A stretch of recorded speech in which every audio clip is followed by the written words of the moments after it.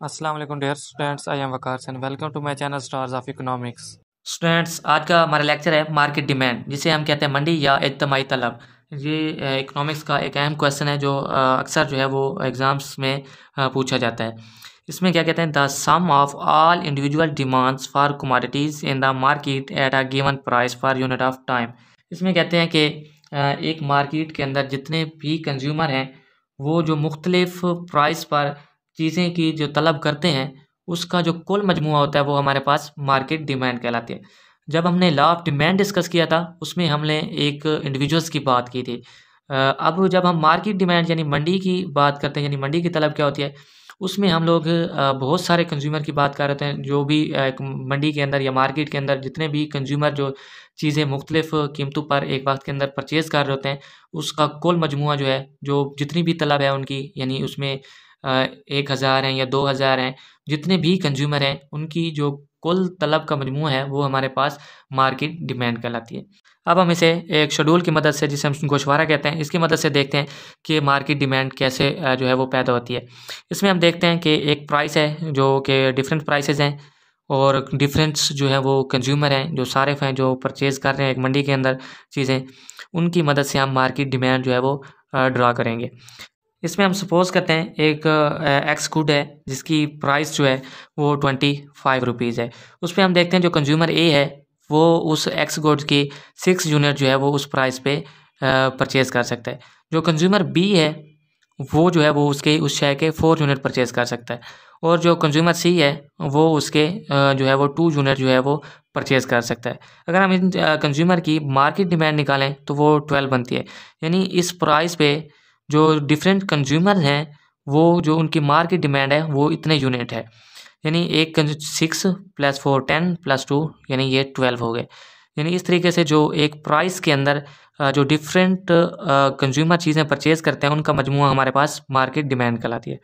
इसी तरीके से प्राइस जो है वो कम हुई, 20 रुपीज़ होगी। हमने लॉ ऑफ डिमांड के अंदर पढ़ा था कि जब किसी शय की प्राइस में कमी वाक़ होती है तो उसकी क्वांटिटी डिमांड के अंदर जो है वो इंक्रीज़ हो जाती है। यानी किसी शय की कीमत में कमी की वजह से उस शय की जो तलब है उसमें इज़ाफ़ा हो जाता है।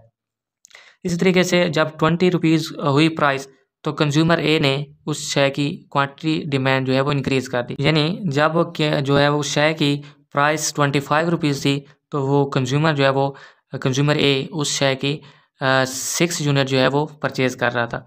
जैसे ही उस शय की कीमत में कमी हुई तो उसने क्वांटिटी डिमांड में इंक्रीजिंग कर दी। अब वो वही जो शख्स है, शख्स ए जो है वो 8 यूनिट जो है वो उसी प्राइस पे जो है वो परचेज़ कर रहा है, और जो कंज्यूमर बी है उसने भी अपनी क्वांटिटी डिमांड जो है वो इंक्रीज़ कर दी है।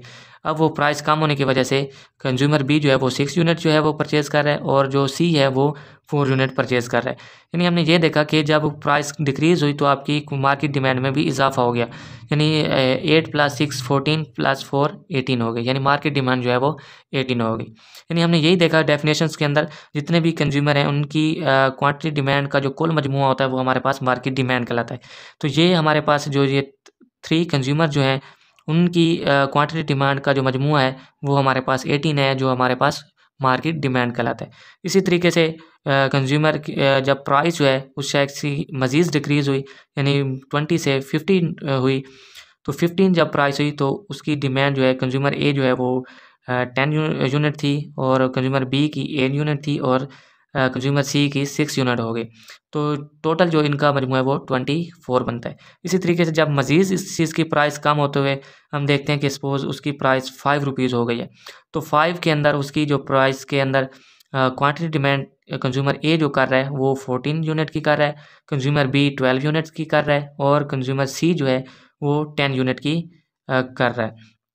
अगर हम कंज्यूमर ए बी सी की टोटल मजमूआ देखें उनकी तलब का तो वो 36 बनता है।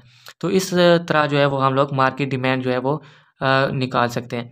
इसी को हम लोग अब एक डायग्राम्स की मदद से देखते हैं कि किस तरीके से जो है एक मार्केट डिमांड या मंडी या इज्तिमाई तलब का कर्व जो है वो ड्राइव होता है।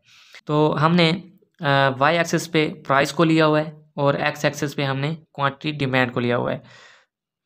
अब हम ये यानी ये चीज़ मार्केट डिमांड जो उसमें मार्केट क्वांटिटी डिमांड पैदा हुई है और वाई एक्सिस पे हमने प्राइस को शो किया हुआ है। हम यहाँ देखते हैं कि जब प्राइस जो है वो 25 रुपीज़ थे तो उस वक्त कंज्यूमर ए 6 यूनिट जो है वो परचेज़ कर रहा था उस चाय के, कंज्यूमर बी जो है वो 4 और कंज्यूमर सी जो है वो आपके 2 यूनिट, जबकि इसकी मार्केट डिमांड जो थी वो 12 थी।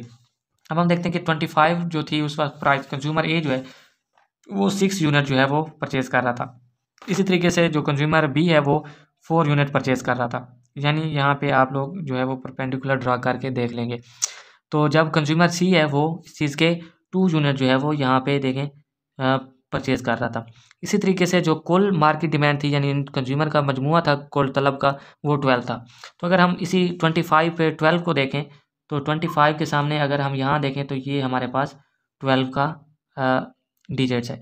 तो इस पे हमारे पास एक पॉइंट जो है वो हम फर्ज करते हैं हमारे पास पॉइंट ए आ गया है। इसी तरीके से जब हमारे पास प्राइस 20 हुई जो है कंज्यूमर ए जो है वो 8 यूनिट जो है वो परचेज़ कर रहा है और कंज्यूमर बी जो है 6 यूनिट और सी जो है वो हमारे पास 4 यूनिट जो है वो परचेज़ कर रहा है, जबकि इसकी टोटल मजमूआ है मार्केट डिमांड है वो 18 यूनिट है। तो हम इसी प्राइस पे देखते हैं कि अब हम देखते हैं कि इस पे जो कंज्यूमर ए है वो 8 यूनिट कर रहा है, कंज्यूमर बी जो है वो 6 यूनिट कर रहा है और कंज्यूमर सी जो है वो 4 यूनिट जो है वो परचेज़ कर रहा है। इसी के हम देखें यहाँ पे पॉइंट बी के अंदर यहाँ पे कुल डिमांड जो है वो 18 यूनिट है। इसी तरीके से जब प्राइस मज़ीद कम होती है यानी 15 होती है तो उस वक्त consumer A 10 unit, consumer B 8 unit और कंज्यूमर सी 6 यूनिट जो है वो परचेज़ करता है, जब इसका टोटल मजमूआ है वो 24 है। तो हम 15 पे देखते हैं कि जो कंज्यूमर ए है वो हम यहाँ देख रहे हैं वो 10 यूनिट जो है वो यहाँ से देखें तो ये 10 यूनिट परचेज़ कर रहा है और ये जो है 8 यूनिट और ये 6 यूनिट, जबकि इसका कुल मजमूआ जो है यहाँ पे पॉइंट सी पे तो ये हमारे पास क्या है 24 जो है इसका टोटल मजमूआ है इन कंज्यूमर की क्वांटिटी डिमांड का। इसी तरीके से जब प्राइस 10 होती है 10 पे जो है कंज्यूमर ए 12, कंज्यूमर बी 10 और कंज्यूमर सी 8 यूनिट जो है वो परचेज़ कर रहा है, तो उसका जो कुल मजमूआ है वो 30 है। तो यहाँ पे हम देखते हैं 10 पे यानी पॉइंट डी पे तो यहाँ पे जो है वो उसका कुल मजमूआ 30 है। तो हम यहाँ पे देखें 20 यहाँ पे क्योंकि यहाँ पे 30 है 4 का गैप है तो यहाँ पे 10 के बाद तो ये थी उसका जब प्राइस 10 थी तो कुल मजमूआ जो है मार्केट डिमांड जो है वो 30 थी। इसी तरीके से जब प्राइस 5 है तो उस वक्त जो है कंज्यूमर ए 14, कंज्यूमर बी 12 और कंज्यूमर सी जो है वो 10 यूनिट जो है वो परचेज़ कर रहा है, जबकि इनका कुल मजमूआ जो है वो 36 है। तो यहाँ पे हम देखें कि 5 के ऊपर देखें तो हमारे पास कंज्यूमर ए जो है वो 14 यूनिट, कंज्यूमर बी 12 यूनिट और कंज्यूमर सी जो है वो 10 यूनिट जो है वो आपके परचेज़ कर रहा है, जबकि इनका कुल मजमूआ जो है वो पॉइंट ई पे अगर हम देखें तो ये 36 होता है। तो जब हम point A B C D और ई को मिलाते हैं तो हमें जो है वो मार्केट डिमांड कर्व हासिल होता है।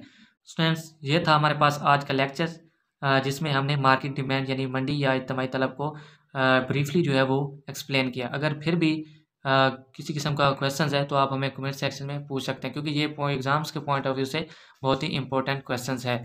ये बहुत ही सिंपली है और इजी है। फिर भी अगर आपको किसी किस्म का कोई क्वेश्चंस है इसमें आप हमें कमेंट सेक्शन में पूछ सकते हैं।